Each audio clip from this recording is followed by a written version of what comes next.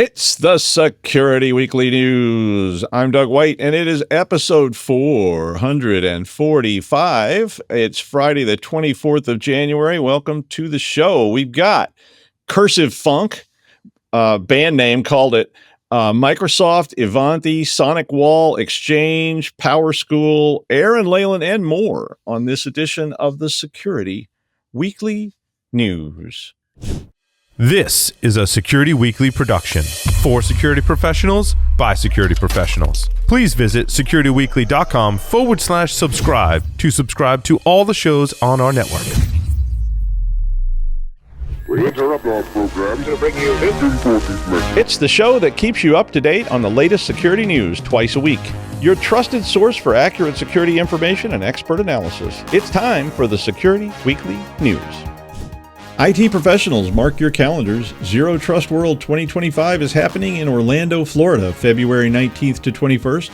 This event is tailored for IT leaders and cybersecurity experts who want actionable insights on zero trust strategies, practical solutions for modern threats, and meaningful connections with industry peers. Plus, take advantage of hands-on cyber hero boot camps, expert-led sessions, and the chance to earn CPE credits and your cyber hero certificate. Save $200 on your in-person registration using discount code ZTWSW25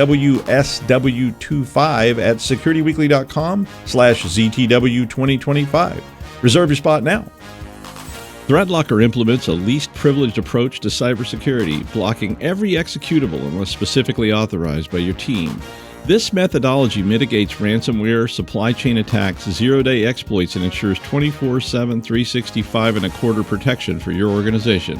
To learn more about how ThreatLocker can help prevent known and unknown threats in your digital environment, safeguard your data and operations from threat actors, and align your organization with respected compliance frameworks, visit securityweekly.com/threatlocker. All right, from the island of Elba, it's the Security Weekly News. I'm Doug White. Hit that like and subscribe button and leave a comment, or I will force you to write your next white paper in copperplate cursive with a fountain pen. And I have a nun that's going to enforce that too. Security Weekly listeners save $100 on their RSA Conference 2025 full conference pass. RSA Conference will take place on April 28th to May 1st in San Francisco, and also on demand if you don't want to go to San Francisco. To register using our discount code, please visit securityweekly.com/RSAC25 and use the code 5U5 SEC Weekly. That's F5U5SEC Weekly. And we hope to see you there. There's a link to that in the show notes too, so you could get it there if you couldn't figure out what I was saying, because it probably spells something and I'm missing out. Maybe it's something naughty in, like, I don't know, Persian or something. Anyway, Farsi, sorry. All right. I will be attending the ThreatLocker Zero Trust World in Miami at the end of February. If you want to register for that, just Google it and you'll find a link. Hope to see you there as well. Well, Microsoft has made Windows 11 24H2 available to anyone who wants it to upgrade PCs running Windows 10 today. Maybe. Now, last week, they put out this announcement that they would be force installing Windows 11. I love the term force installing. They were going to force install that on home and pro editions that were unmanaged. So, if you're sitting there at home and go, hey, what just happened? I say, good sir, I'm about to force install my fist into your face. Now, all of this has the caveat, of course, of eligible hardware. You can prevent this from happening by delaying it on Windows Update, but that delay is not like forever. It's a delay like it's got a time limit countdown. Like, can we stall this for like an hour or two? I don't know what the limit was, but I'm sorry, Roger, we could do the force installing of your fist in my face, say tomorrow, 16 or so. But anyway, now all that drama said, and fists and faces and other places, and you still won't have Win 11 if you have a device that is under a compatibility hold, which includes all sorts of things, including certain processors. Like I have one that just, you cannot upgrade it. It will not allow it. So be warned, you are getting this whether you need it or not, unless you can't. But don't make Microsoft come over there and force install their boot up your, let's not say it. It's a family show. CISA and the FBI warned that attackers are still looking for and exploiting Ivanti cloud service appliances that were vulnerable to security flaws that were patched in September. The attack chain is an admin authentication bypass that was patched back in September with a remote code execution bug that was also patched in September with an SQL injection and remote code execution vulnerability that were patched in October. So 4 whole things to do this, but think about that. Every one of those things sounded pretty bad, right? Now, all of these things are in the Known Exploited Vulnerabilities Catalog, or KEV, which means that if you're a federal civilian executive branch agency, you should have already patched that by executive order. But the warning said that these were still being used to implant web shells on victim networks. Microsoft should have called the force install an implant. That would sound so. I really like that. We will implant a security update on your system tonight by force using a virtual ovipositor. Maybe that'll be my horror franchise. It came from Redmond seeking innocent PCs where it could implant its vile update. Yeah. Anyway, if you have Ivanti CSAs, you really need to patch them now. Ivanti has over 40,000 customers worldwide. So, if you don't have your asset inventory handy, you might want to print that out and check it out. In the same light, SonicWall posted an advisory that a critical 9.8 vulnerability in the SMA 1000 appliance management console and central management console was being exploited in the wild. Now, this advisory said that the flaw could let a remote unauthenticated attacker execute arbitrary OS commands, like those pesky RM-RF star type commands that we all know and love. Now, in the advisory, SonicWall strongly advises that you upgrade to the hotfix release on the appliance, which is used to manage mobile environments. Now, if you don't know, or if you have one and you don't know what it does, the SMA 1000 is used as a secure mobile access solution, which provides remote access to enterprise networks and applications. Yeah, I copied that from somewhere. So, you might want to patch that, obviously, outward-facing device, like now. The state of New York. Oh, boy, you love to see that on an ominous-looking envelope. The state of New York. No. When I get those, it's usually something like, your speeding citations. But the state of New York issued a fine to PayPal of $2 million with an M dollars for failing to properly secure customer data. The fine stems from a 2022 data breach that exposed some customers' social security numbers to threat actors, like they haven't all been exposed before. The findings were based on the state stating that PayPal botched a rollout of a system for allowing access to 1099 income tax forms in 2022 that had a faulty access portal.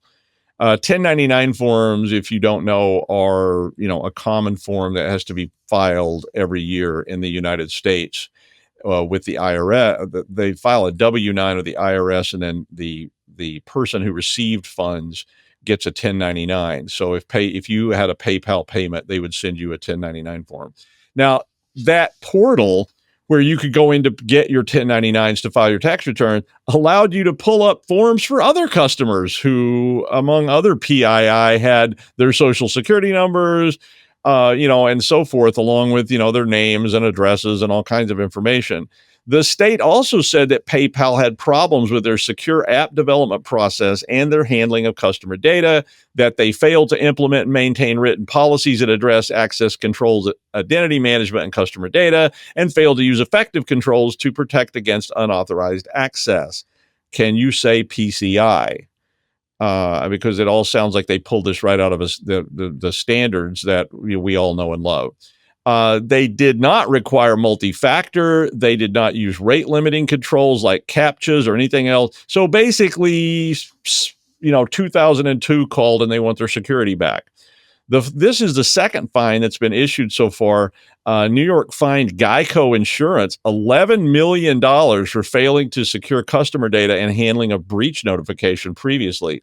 In Rhode Island, when the state finds you, we don't send you a fine. Just a couple of guys drop by and break your knees. That's how that Geico lizard thing ended up with his knees broken, which I don't know if you could break a gecko's knees, but it also had all those bruises on the face. Yeah, that thing. Remember that? Anyway, that's also why PayPal had to get a new mascot after the PayPal passenger pigeon suddenly disappeared from a Motel 6 in Las Vegas.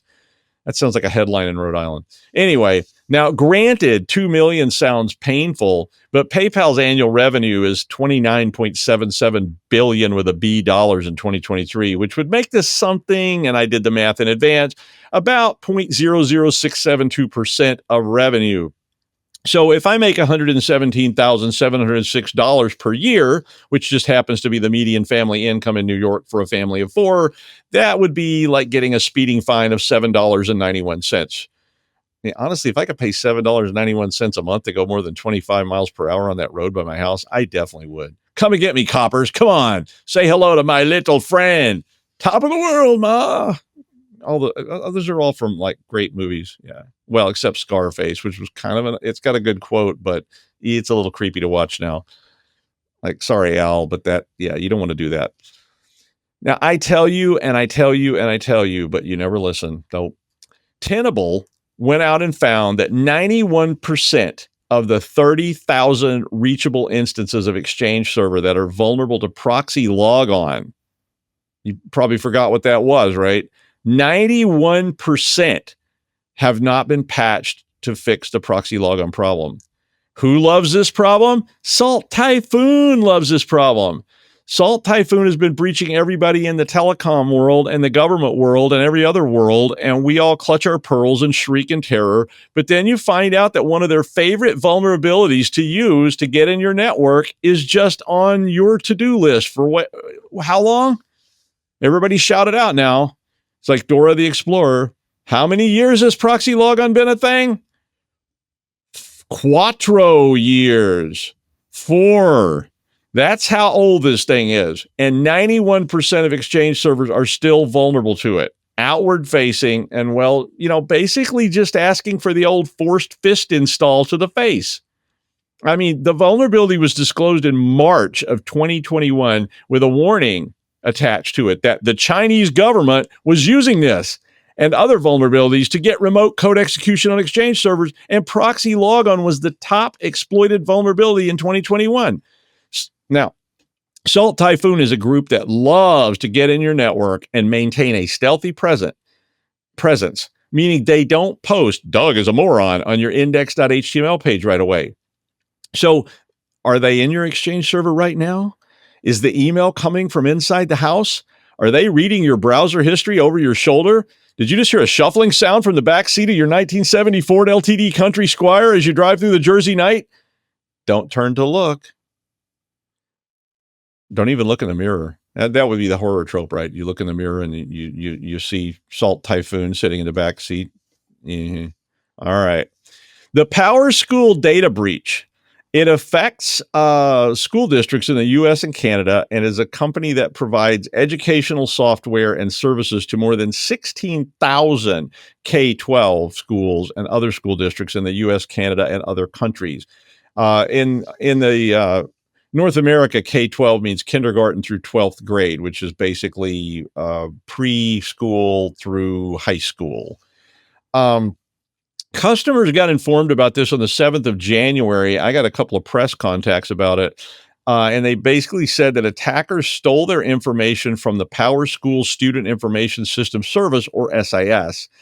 SIS was apparently compromised through the customer support portal, which allowed them to extract names, contact info, dates of birth, medical info, next of kin, pickup persons, all this information that school kids have. They also got social security and other numbers and other information that belonged to both the students and the teachers. Now, the new advisory did not indicate exactly how this compromise might have occurred, but a previous notice had said that a compromised credential was used to access PowerSchool. Was it you, Justin? I know you used that Smoky Dragon password on your account at High Times Magazine. Did you also use that at work? Did you, Justin? Mm-hmm. Well, maybe not. They said the exposed credential was apparently a maintenance account. So I don't know. How did they get that? Probably password spraying. It's pretty easy, especially when the maintenance account password is probably something like, Tour. PowerSchool hired Canadian firm Cyber Steward to negotiate with the attackers, which suggests that they paid a ransom, received proof of life, and had Liam Neeson narrate the whole thing. I mean, he's good at that, right? It implies that anyway. The attack compromised all the info on everyone in that system since 2009. They said that data from more than 6,500 school districts was stolen, and it represented around 62.5 million students and 9.5 million teachers. The attackers have not been named, nor has anyone apparently taken credit for it, but you may want to remind your people that this is the kind of intel that is often used for spear phishing parents with their kids' names or grandparents. And doesn't old Gil have a grandkid enrolled in Horace Mann? Sorry, Horace. I don't know if you're a PowerSchool customer. That private school information is not available. But you may want to let everybody know that I've seen a lot of spear phishing attacks that are just like this, and they use your kids' names and information from the school to try to make it look like, it's legit. I got one once. It had my daughter's name and the teacher's name, and then somebody was probably in their system, and I called them, and they were like, "Oh yeah, we don't really have an IT person at this point." And I was like, "Oh, you might want to check on that, really." But that's how it goes. If you're an educational institution, you are being heavily targeted, so be aware. I could not resist this story. I'm sorry. I just regularly see people on social media post these memes that say things like, "These kids today can't write letters in cursives. They can't drive a stick shift while rolling a joint and popping an 8-track tape in there." Well, I'm sorry. I don't agree that everything old needs to persist. I really don't. I mean, we don't use punch cards anymore, and that was what I learned. And yeah, I liked them. And these kids today don't even know what a punch card is. Couldn't punch a card if their life depended on it. And this article was about Cursive. Now, I learned Cursive painfully, and I got whacked by Sister Mary Margaret's magic cane for being sloppy and not having all my little loops and whirls and everything meet the right lines on that little lined paper you had to use. And I can drive a stick shift of many different varieties, including 3 on the tree, 4 on the floor, and oops, my hand just slipped going for 5th gear and just happened to touch your leg. Sorry, I'm old. I can even drive a reverse geared MG with my left hand while rolling down a manual window on the highway outside London going, I'm not sure I should be doing this because I've been up for a long time. I mean, I could never get my signature to be the same way 10 times in a row. And I had to have a stamp because, well, my signature couldn't pass that and my word was not my bond and all that. We make such a big deal about signatures, and there were all these huge outcries when people used auto pen. There was one about Dick Cheney using an auto pen, and I'm like, so what difference does it make? But now this article goes on and on lamenting that cursive writing, an archaic form of communications that was used to make things even harder for illiterate peasants, is dying. The U.S. standards of education no longer require students to be able to scribble furiously with a quill pen and a blue book, and old people weep and wail for the children who won't be able to scrawl their names in cursive across a piece of parchment when the moment calls for it. I mean, have you ever seen people signing autographs? They go, ugh. I'm like, what is that?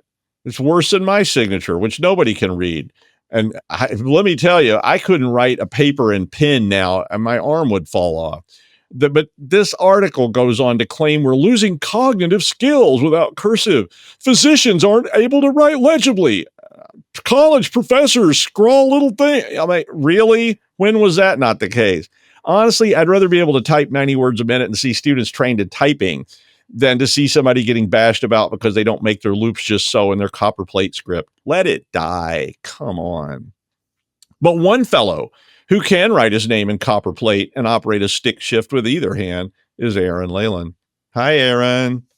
Oh, wow. Whatever Sam did, it really worked, didn't it? So now if I go way over, we're going to have an absolute issue. And Sam's even watching this. Please don't comment. She is. Sam, Sam is always watching. You need to understand that. Like, even when your computer is turned off, when you turn your computer off and turn out the lights at night, Sam is watching. On my laptop, I actually have a sticker of Sam. Maybe she'll tell us about it. Well, that should keep really you in line. It is. I should look at it more. Okay. I can see her commenting on Slack. I better get going. Okay. Okay. I'm dragging this out. Top 10 cyber attacks of 2024. I'm not going to do 10. I'm just going to throw in 5. According to InfoSec Security Magazine, link in the show notes. Okay. One of the big ones.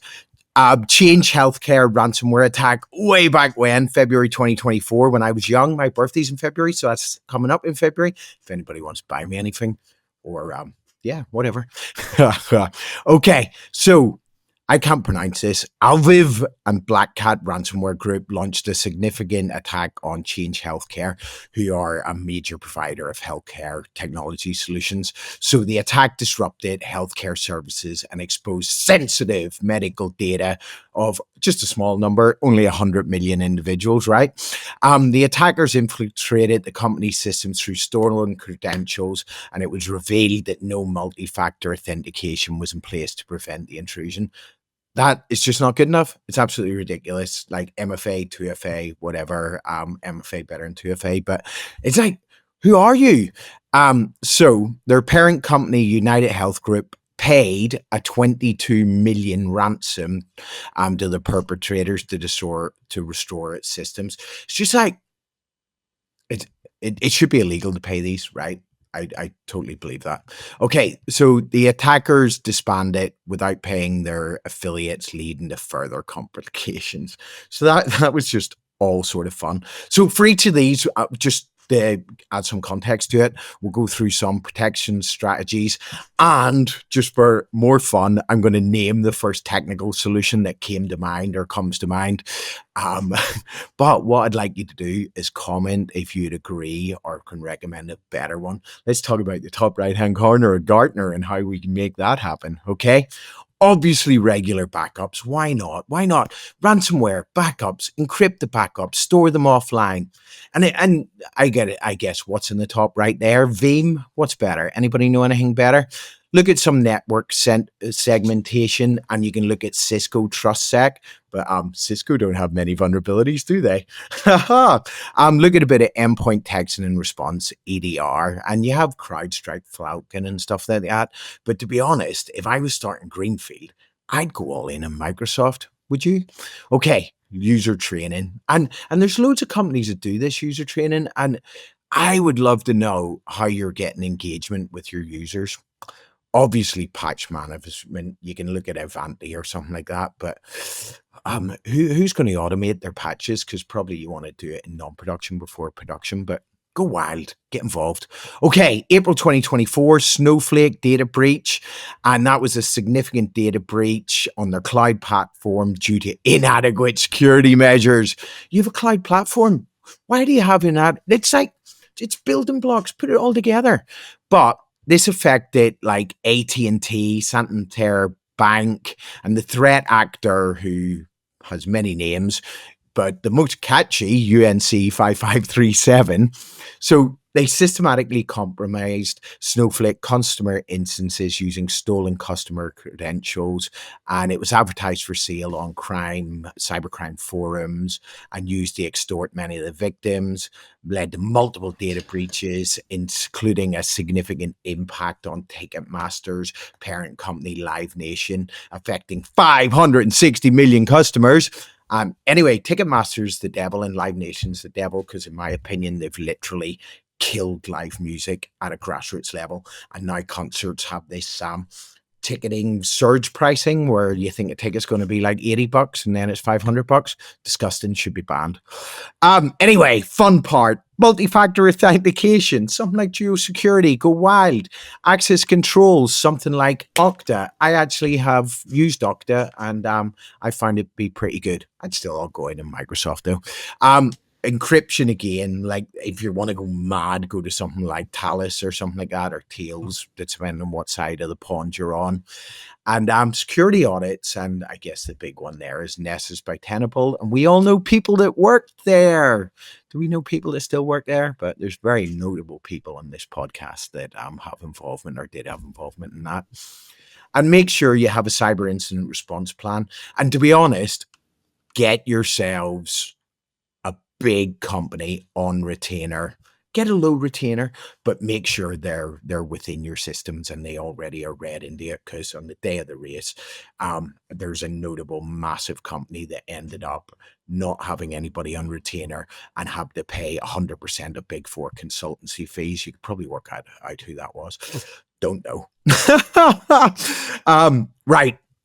As Doug said, Salt Typhoon, Volt Typhoon. And I actually read that article earlier, and like, vulnerabilities on patch going back 4 years, it's like you nearly deserve to get pwned. But as we say, Salt Typhoon, espionage campaigns, US critical infrastructure and telecoms provider, which really aren't that secure, right?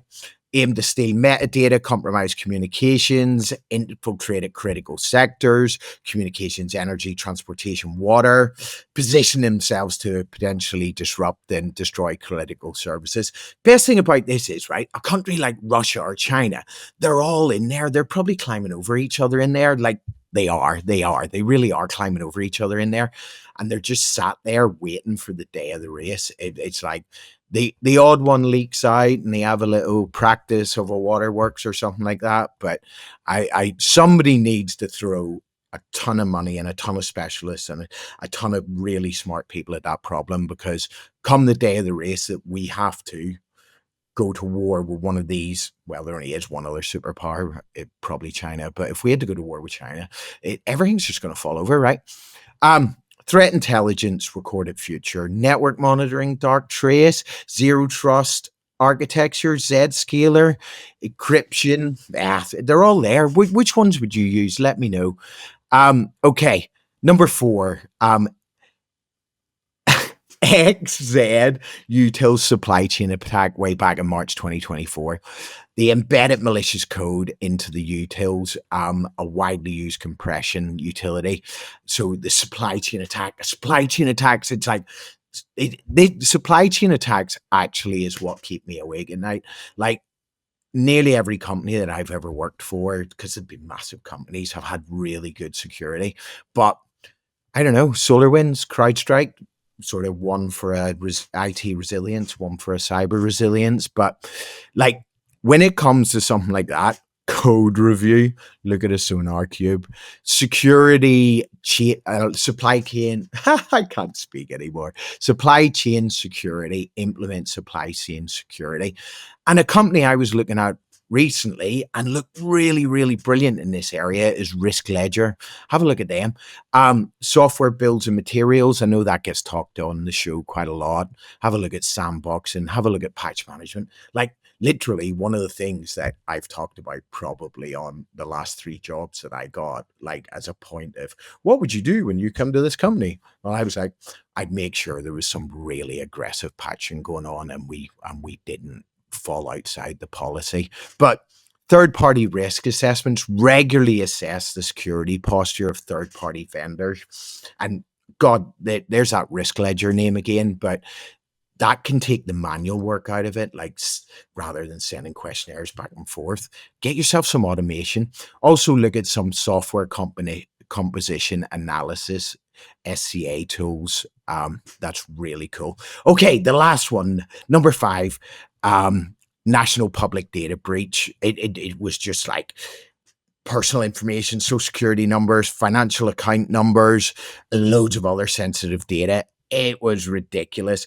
That stuff should have been encrypted. Look at an encrypted solution. Access controls, look at a CyberArk or something like that. Data masking. Who actually does data masking? Does any of you do data masking? Because I'm telling you, it would really, really save you. Regular audits, look at a Qualys or something like that. An incident response, look at something like a Mandy and Google or something like that. So anyway, on them 5, what do you think's missing? Just let us know. It'd be good to have a conversation with you. Okay, back to Dr. Doug in the studio, who's my number 1, number 2, and number 3 of my top 5 of all going good people. Dr. Doug with 3 minutes to go. Go, go, go, go, go. Yay, Aaron. Good delivery. I like that. We're like clockwork here now. Remember this mucking about stuff that we've gotten in the habit of doing. All right. And finally, energy infrastructure vulnerable? No way some archaic switching station out in a field somewhere that got updated to Zigbee valve controllers back in 2010 is unpatched and has vulnerabilities. No way.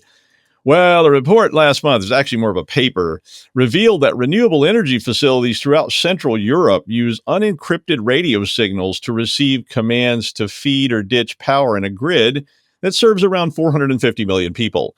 And if you're already going, Central Europe, well, that means other places too, probably, but this is who they studied. So a couple of people were doing this project, and they were looking at street light receive. There were these radio receivers on street light poles in Berlin, and they started wondering if they could be manipulated. And they ended up presenting this paper at the 38th Chaos Communications Congress in Hamburg, Germany. And they were just really wondering, could they do stuff to the street lights like the Project Blinken lights did with buildings, where people put all kinds of elaborate things and by lighting up different offices and making art on the side of buildings. They still do that today, of course. Well, their initial research led to this really long, drawn-out process where they found that they could control the streetlights, but they found that the same system for streetlights also just happened to be the protocol that was in use by all these power plants. Now, this system is called Funkgrundsteuerung, or radio ripple control, which is almost as hard to say as it is in German. And the whole project sounds like one of those freaking papers you used to read back in the 1980s or in Alt 2600 or something, where somebody realizes if you play a tone at 2600 megahertz, you got free calls. Yeah, that kind of stuff.